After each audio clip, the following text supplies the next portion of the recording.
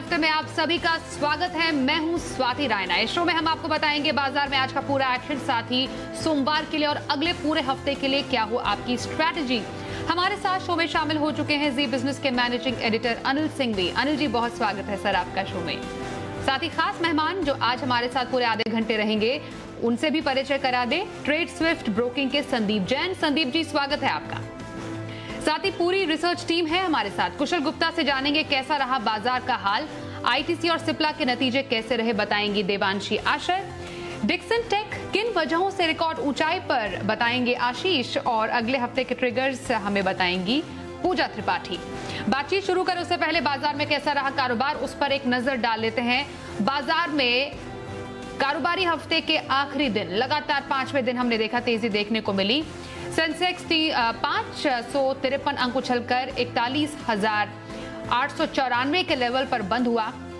वहीं निफ्टी 143 अंक 12,263 के स्तर पर बंद हुआ। वहीं एफआईआईज और डीआईआईज का डेटा क्या कहता है, इन आंकड़ों पर भी एक नजर डाल लेते हैं। एफआईआईज यानी विदेशी संस्थागत निवेशकों ने कैश मार्केट में करीब 4,870 करोड़ रुपए की खरीदारी की है। वहीं डीआईआईज यानी घरेलू संस्थागत निवेशकों ने करीब 2,939 करोड़ रुपए की बिकवाली की है।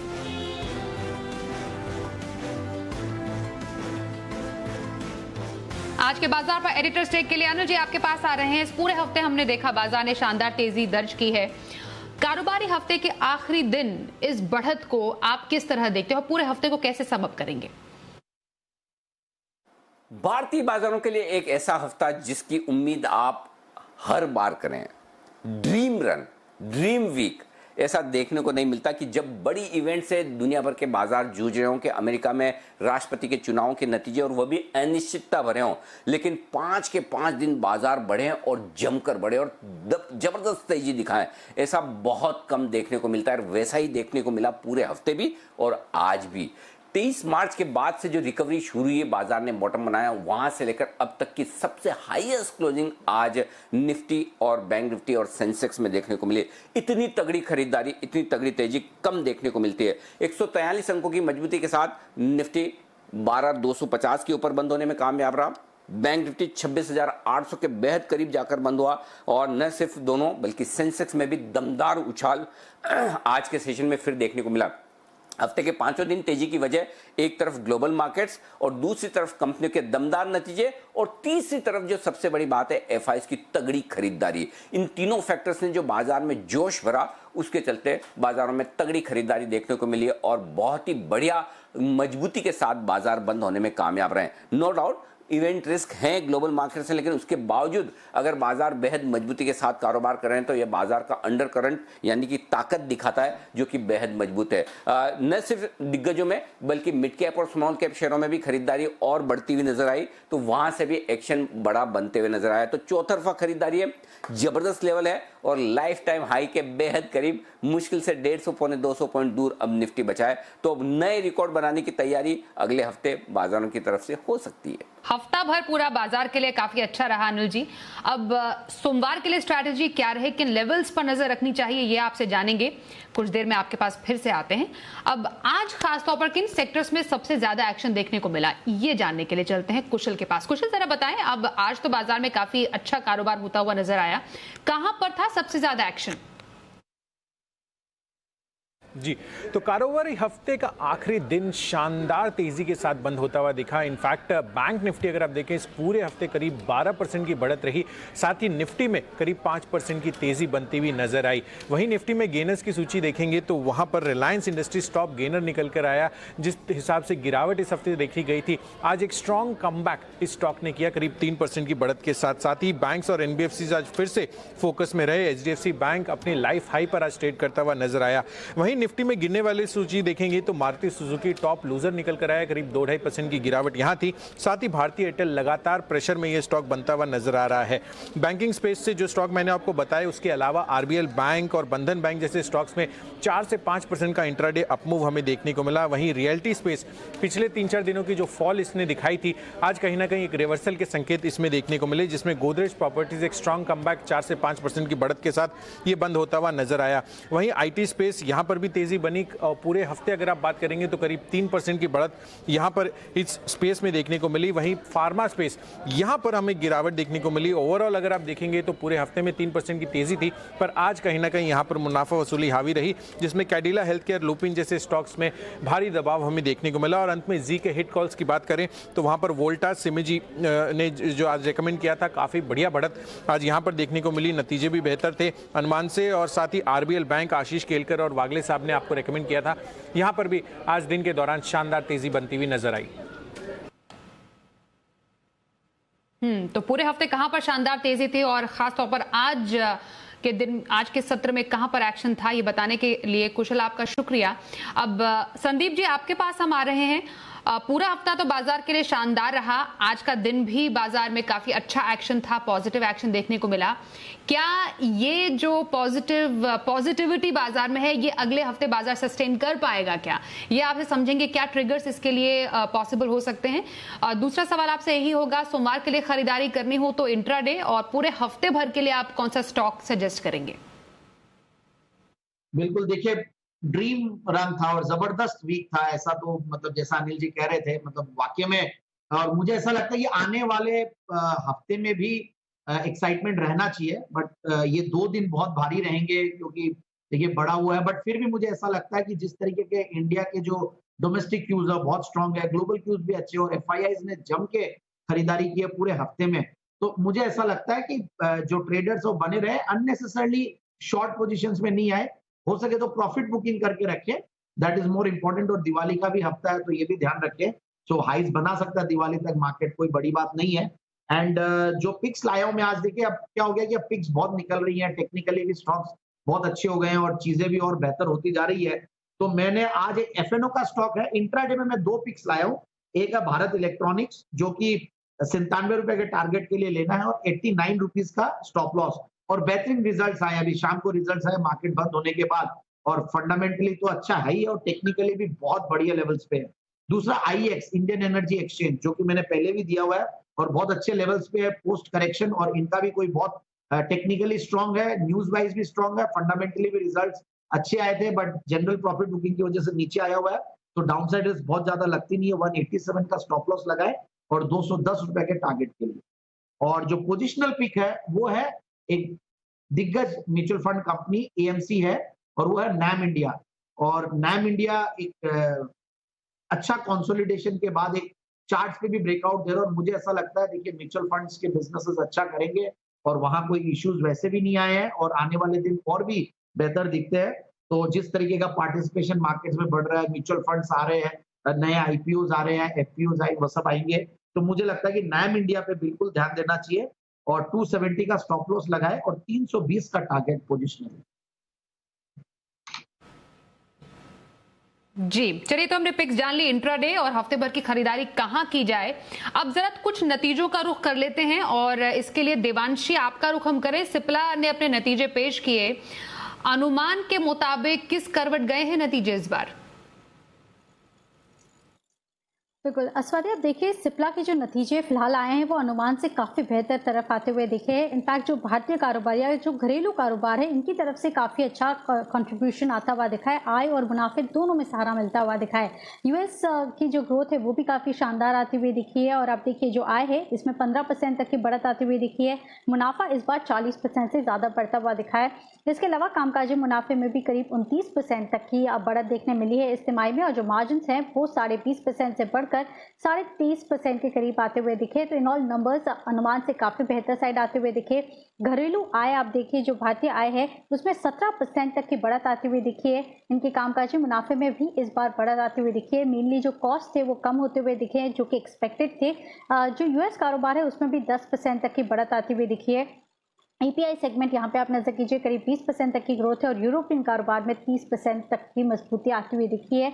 यूएस कारोबार में हमने देखा कि जो नए लॉन्चेस होते हुए दिखे उससे काफ़ी सहारा मिलता हुआ दिखा है। भारतीय कारोबार में ओवरऑल तो प्रोडक्ट्स की बिक्री काफ़ी शानदार रही है, लेकिन कोविड से जुड़े भी जिस तरह से जो प्रोडक्ट्स थे उसकी भी बिक्री काफ़ी अच्छी होती हुई दिखी, और इसी के चलते हम देख रहे हैं कि सिप्ला के जो नंबर्स हैं वो काफ़ी शानदार आते हुए दिखे हैं। जी, बहुत शुक्रिया सिप्ला पर जानकारी देने के लिए आपका, देवांशी। इनफैक्ट अगर हम एक और शेयर की बात करें, डिक्सन टेक, हमने देखा कि पिछले 6 महीने में 135% ये पर्टिकुलर शेयर भागा है। अब डिक्सन ने रिकॉर्ड ऊंचाई को भी छुआ। तेजी के बड़े ट्रिगर्स क्या रहे हैं, ये समझना काफी अहम है। आशीष चतुर्वेदी के पास जाते हैं, हमारे सहयोगी। आशीष, डिक्सन टेक में ये तेजी क्यों बनी है? देखिए, स्टॉक ने पिछले 6 महीने में अगर आप देखें तो 135% का रिटर्न दिया और पिछले 5 दिन में 10% से ज़्यादा का उछाल स्टॉक में देखा गया। तेज़ी के ढेर सारे कारण सबसे सामने आ रहे हैं। सबसे पहले अगर आप देखें तो क्योंकि त्योहारी सीज़न चल रहा है तो कंज्यूमर ड्यूरेबल्स, कंज्यूमर इलेक्ट्रॉनिक्स की जो बिक्री हो रही है वो शानदार देखने को मिल रही है। शाओमी, जिनके लिए टीवी का उत्पादन करते हैं, उन्होंने पिछले 2 साल में 50 लाख से ज़्यादा टीवी सेट्स बेच रखे हैं। मोबाइल फ़ोन्स की भी डिमांड काफ़ी ज़्यादा बढ़िया देखने को मिल रही है। ठीक है, अन्य ढेर सारे कारण हैं। अगर पिछले 3 महीने में अगर आप देखें तो जो विदेशी निवेशक हैं उन्होंने इस कंपनी में अपनी हिस्सेदारी को करीब 4% तक बढ़ाया है। साथ ही साथ जो मैनेजमेंट की तरफ से कमेंट्री आ रही है, खासतौर पर जो मोबाइल मैन्युफैक्चरिंग को लेकर है, वो काफ़ी ज़्यादा एनकरेजिंग है। वो मान रहे हैं कि अगले 3 साल में मोबाइल मैन्युफैक्चरिंग से उनकी काफ़ी ज़्यादा सिग्निफिकेंट आय होती हुई नजर आएगी। फिलहाल जो मेजॉरिटी आय है वो टीवी उत्पादन से आती है और यहाँ पर मार्जिन भी बेहतर देखने को मिलेंगे। मैनेजमेंट ने अपडेट में ये भी बताया कि Q4 FY21 यानी इस वित्त वर्ष की चौथी तिमाही से अगर आप देखें तो जो PLI स्कीम के तहत मोबाइल मैन्युफैक्चरिंग होगी उसका भी एक शुरुआत देखने को मिलेगी। वहाँ से भी आय में योगदान देखने को मिलेगा, जिसके चलते ये मान रहे कि अगले 5 साल में जो कंपनी की आय है वो 25,000 से लेकर 30,000 करोड़ तक पहुंच जाएगी। और इसको पूरी तरीके से जो सपोर्ट है वो ब्रोकरेज हाउस की तरफ से मिल रहा है, क्योंकि जेफरीज की मैं एक रिपोर्ट देख रहा था जहां पर एक खरीदारी की राय दे रहे हैं और लक्ष्य इन्होंने करीब दिया है 12,600 रुपये का, यानी लगातार लाइफ टाइम हाई बनाने के बाद भी स्टॉक में अपसाइड की गुंजाइश बाकी है। जी, बहुत शुक्रिया आशीष, डिक्सन टेक पर जानकारी देने के लिए। हमारे आज के एक्सपर्ट संदीप जी का रुख करते हैं। संदीप जी, सिप्ला में एक तो नतीजों के बाद क्या स्ट्रैटेजी रखनी चाहिए, दूसरा डिक्सन टेक पर आपकी क्या राय है? देखिए, दोनों ही जबरदस्त मूव दिए हैं और सिप्ला फैंटास्टिक रिजल्ट्स दिए हैं एज एक्सपेक्टेड, और हमने भी काफी स्टॉक को रेकमेंड किया है हमारे भी क्लाइंट्स को। और मुझे ऐसा लगता है सिप्ला में जिस तरीके के नंबर्स आए हैं, अगर आप जून क्वार्टर से देखें तो भी बहुत बेहतरीन है। 578 करोड़ का जून क्वार्टर का रिजल्ट था, उसके सामने 665 करोड़ का पैट, और YOY अगर 471 करोड़ के सामने 665, तो fantastic growth, fantastic numbers. But सब कुछ मुझे ऐसा लगता है कि काफी हद तक काफी प्राइस्ड इन भी है, तो इसीलिए फ्रेश बाइंग में थोड़ा सा वो बोलूंगा कि अब एक बार हो सकता है कि नंबर्स आने के बाद एक बाद में कोई प्रॉफिट बुकिंग आ जाए, मार्केट्स भी ओवर हीटेड अप होने की तरफ जा रहे हैं, तो one has to be very cautious about fresh buying. Buying वही करनी है जहां पे एक कंसोलिडेशन हुआ हुआ है, जहां पे बहुत ज्यादा तेजी आई हुई नहीं है, तो इसलिए इस स्टॉक में simply hold. And Dixon tech की देखिए बहुत जबरदस्त कंपनी है, फंडामेंटल्स आर एक्सीलेंट। एक चीज को अगर हटा दे, पी मल्टीपल को छोड़कर, जो कि 107 के पी मल्टीपल पे चल रहा है, हालांकि जो क्वार्टरली नंबर्स है सितंबर के बहुत बेहतरीन है, पूरे मार्केट्स में बहुत सारे एनालिस्ट, बहुत सारे ब्रोकरेजेस, सबका फेवरेट हो रखा है, FIIs, DIIs, सब लोग बहुत जम के इसमें खरीदारी की है और जबरदस्त परफॉर्मेंस दिया है। 57% का अगर कैगर में कोई कंपनी ग्रो करे, PLI के तहत भी फायदा मिल रहा है और आगे के भी प्रोजेक्शंस बहुत अच्छे हैं, सब कुछ बहुत बढ़िया है। जिन्होंने ले रखा वो होल्ड करके रखे, बाकी जिनको फ्रेश खरीदारी करनी है फिर हम डिप्स का इंतजार करने के लिए बोले। जी, चलिए, ये तो बात हुई सिप्ला की और डिक्सन टेक की। अब जरा आगे बढ़ते हैं और शो के हमारे खास सेगमेंट शर्मा जी के ऑप्शन का रुख करते हैं।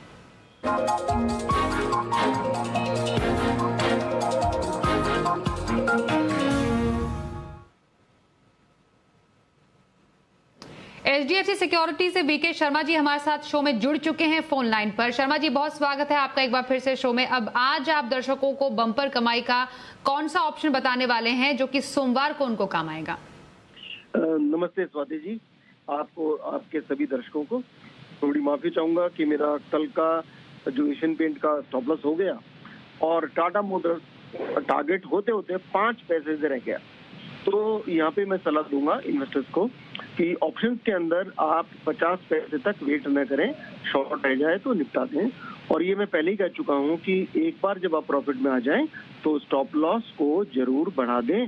एक ऐसा ट्रेड जिसमें आपको प्रॉफिट होने जा रहा है, कभी भी आपको लॉस नहीं होना चाहिए। अब आगे चल के अगर हम बात करते हैं तो हम आज की बात करते हैं, तो आज मेरे पास एक ही ऑप्शन है और वो है TCS। तो TCS में नवंबर का 2750 की कॉल ली जा सकती है। 40 रुपए 65 पैसे पे लास्ट क्लोज था। स्टॉप लॉस रखें 37 रुपए का और टारगेट रहेगा 21 रुपए का। और फिर भी क्योंकि वीकेंड है तो सोमवार को एक बार जरूर पूछ लेना चाहिए अनिल जी से कि भाई आज खरीदना भी चाहिए या नहीं, डिपेंडिंग ऑन वीकेंड पे क्या समाचार होते हैं। जी नमस्ते और जय हिंद। स्वागत है। अब जानते हैं सोमवार को बाजार पर क्या स्ट्रैटेजी आपको बनानी चाहिए। अनिल जी आपके पास आ रहे हैं फिर से। सोमवार को बाजार के लिए ट्रिगर कहां से मिलेंगे ये आपसे सबसे पहले समझना चाहेंगे, और दूसरा निफ्टी और बैंक निफ्टी के क्या अहम लेवल्स होंगे? भारतीय बाजारों में अगले हफ्ते की चाल पूरी तरह से इस बात पर निर्भर करेगी कि अमेरिकी बाजारों में किस तरह के संकेत आते हुए दिख रहे हैं। अमेरिका में भी मजबूत तेजी होती हुई दिख रही है, लेकिन अभी भी राष्ट्रपति चुनावों को लेकर अनिश्चितता बरकरार है, तो वहां पर फाइनल वर्डिक्ट किस तरह से आता है। वैसे तो संभावना मानकर चल रहे हैं कि जो बाइडेन बन जाएंगे, लेकिन कितनी आसानी से बिना कानूनी दावपेच के बनते हैं वो अहम होगा, और उसके दम पर आपको शुरुआत होती दिखेगी। शुरुआत हम अमेरिका के संकेतों से डाउ फ्यूचर से करेंगे, लेकिन उसके बाद हम अपनी ताकत पर ट्रेड करेंगे जो कि बेहद मजबूत दिख रही है। और अब सोमवार के लिए आपके पास इनके अलावा दो और ट्रिगर होंगे, एफआईएस की खरीदारी के आंकड़े और साथ ही साथ मजबूत नतीजे। ये सब ऐसे ट्रिगर्स हैं जो बाजारों में गिरावट में आपको खरीदारी का मौका देंगे। इमीडिएटली बाजार के लिए जो सपोर्ट रेंज है वो अब शिफ्ट होती हुई दिख रही है। 12,025 से लेकर 12,125 निफ्टी पर मजबूत सपोर्ट के तौर पर इंट्राडे के लिए काम करेगा सोमवार को, और ऊपरी स्तरों पर 12,400 12,425 तक जाने की कोशिश इवेंचुअली निफ्टी की हो सकती है, जो कि लाइफ टाइम हाई के बेहद करीब होगा। बैंक निफ्टी का जहां तक सवाल है, जिस तरह की बड़ी तेजी बनी है, अब 26,000 से लेकर 26,300 बैंक निफ्टी पर बड़े मजबूत सपोर्ट के तौर पर काम करता हुआ दिखेगा, और ऊपरी स्तरों पर 27,075 से लेकर 27,150 ये इमीडिएट टारगेट बैंक निफ्टी के होंगे जहां तक ऊपर जाने की कोशिश होगी। नतीजों के लिहाज से एक्शन भरपूर रहेगा और उसका असर पड़ेगा, और एफआईएस के आंकड़े दमदार हैं जो गिरावट में खरीदारी की ओर इशारा कर रहे हैं। हाँ, ये जरूर है कि जिस तरह की बड़ी और बेहतरीन तेजी इस हफ्ते दिखी है उस रफ्तार में कमी आती हुई दिखेगी। हो सकता है बड़ी तेजी के बाद बाजार थोड़ा सा वक्त यहां पर बिताएं, टाइम वाइज कंसोलिडेशन हो, थोड़ी सेक्टरल चर्निंग हो, और वो बाजार की सेहत के लिए अच्छा भी होगा। लेकिन मोमेंटम स्ट्रांग है, ये एकदम साफ दिख रहा है, और यहीं से खरीदारी का मूड माहौल और तेज होता हुआ दिख रहा है। लेकिन बस ग्लोबल मार्केट्स आपको किसी तरह का कोई बड़ा इशारा नीचे का ना करें तो भारतीय बाजार अपनी ताकत पर संभाल लेंगे और ट्रेड कर लेंगे। और स्पेशली तब जबकि भारतीय बाजारों के बंद होने के वक्त डाउ फ्यूचर्स 250 पॉइंट नीचे बंद हो रहे थे, तब भी भारतीय बाजार दिन के हाई पॉइंट पर अगर बंद होते हैं, हफ्ते के हाई पॉइंट पर बंद होते हैं, तो ये भारतीय बाजारों की ताकत दिखाता है जो साफ आपको नजर आ रही है। लेकिन शुरुआत ग्लोबल मार्केट्स के संकेतों से, और उसके बाद हम अपने दम पर ट्रेड करेंगे। शुक्रिया अनिल जी शो में हमारे साथ शामिल होने के लिए। अब वायदा बाजार की किस रणनीति से सोमवार को आपको मौके मिलेंगे ये जानते हैं। हमारे साथ फोन लाइन पर शामिल हो चुके हैं कोटक सिक्योरिटीज के श्रीकांत चौहान। श्रीकांत जी बहुत स्वागत है आपका। सोमवार को ऑप्शन के जरिए कहां पर मौके बनेंगे? देखिए, वैसे बैंक निफ्टी में तो काफी अच्छी तेजी है और काफी सारे स्टॉक्स बैंक के ऊपर ट्रेड कर रहे हैं, लेकिन साथ ही साथ उनके प्रीमियम्स भी काफी ऊपर आ चुके हैं। तो अभी मुझे लगता है कि जो स्टॉक या तो जो सेक्टर करेक्टेड है वहाँ पे हमें ध्यान देना चाहिए। तो इन्फोसिस टेक्नोलॉजी हमें अच्छा लग रहा है, जो करंटली 1110 1115 के करीब का बंद है। और अगर आप 1100 के स्ट्राइक प्राइस को अगर आप देखते हो तो 1100 के कॉल ऑप्शंस बाय करने में ज्यादा फायदा हो सकता है, क्योंकि वो 65 रुपए में अवेलेबल है। यहाँ से मुझे लगता है कि अभी इन्फोसिस टेक्नोलॉजी या तो टीसीएस जैसे स्टॉक आने वाले दिनों में इंडेक्स को 12,400 के पार लेके जा सकते हैं, जो अभी अनिल जी भी बात कर रहे थे। तो जो मार्केट में जो रोटेशनल सेक्टर का जो एक्टिविटी हो रही है वो लगता है आईटी से आ सकती है। इसी वजह से इन्फोसिस के 1100 के कॉल ऑप्शंस बाय करें, 65 रुपए के करीब है। स्टॉप लॉस हमें रखना है 40 रुपए के करीब का, और हम टारगेट रखेंगे 125 रुपए के। जी बहुत शुक्रिया श्रीकांत जी हमारे साथ शो में शामिल होने के लिए। और संदीप जी, शो के आखिर में हम आपसे ही जानेंगे लॉन्ग टर्म स्ट्रैटेजी कहां रखी जाए? बिल्कुल, एक बेहतरीन क्वालिटी कंपनी है। जब मैं शुरुआत में बोल रहा था कि मैं और या सिप्ला के बारे में जब और डिक्सन के बारे में पूछ रहे थे, तो मैंने एक चीज बताई थी कि बहुत ज्यादा चले हुए स्टॉक्स की बजाय अब जो नहीं चले हुए स्टॉक्स है और वहां पे फोकस करना है जहां पे डाउनसाइड रिस्क कम हो। और सबसे इंपॉर्टेंटली मुझे जो अभी लग रहा है, जिस तरीके से मार्केट्स अब हाइज बनाए, और जो अभी अनिल जी कह रहे थे कि अब टाइम वाइज करेक्शन हो सकता है, सेक्टोरल चर्निंग होगी। और आज तो क्या है, एचआर स्टॉक्स ने, ऋतिक स्टॉक्स में जो एचडीएफसी ट्विंस और रिलायंस ने चलाया, बट आगे आने वाले दिनों में कुछ स्टॉक्स अब अच्छे स्टॉक्स चलेंगे जहां पे बहुत बड़े मूव्स आ सकते हो। वैसा ही एक स्टॉक में लाया हूं, केना मेटल इंडिया। एक बेहतरीन एमएनसी कंपनी है, यूएस बेस्ड एमएनसी है, बहुत पुरानी एकदम करीब आप मान लीजिए कि 1938 से कार्यरत ये कंपनी है और यहाँ इंडिया में केनामेटल वीडिया इंडिया के नाम से जानी जाती थी और अब केनामेटल लिमिटेड है और बेहतरीन फंडामेंटल्स के साथ साथ देखिए आप 75% प्रोमोटर की स्टेक है जो कि बहुत इंपॉर्टेंट होता है। FIIs DIIs भी अच्छा खासा होल्ड करते हैं और रिटेल की सिर्फ 10% की स्टेक है। और जो अभी ये मशीन टूल्स बनाने वाली ये कंपनी है और ये सब सेगमेंट बहुत ज्यादा चले नहीं क्योंकि इंडस्ट्रियल इंटरमीडिएट सब आगे आने वाले दिनों में पोस्ट अनलॉकिंग ये चलेंगे और आगे आने वाले 2-3 क्वार्टर्स के बाद ये बहुत अच्छा करेंगे। सो लॉन्ग रन में ये फैंटास्टिक स्टॉक है with a lower downside risk. मुझे लगता है कि स्टॉक को बिल्कुल लेना चाहिए।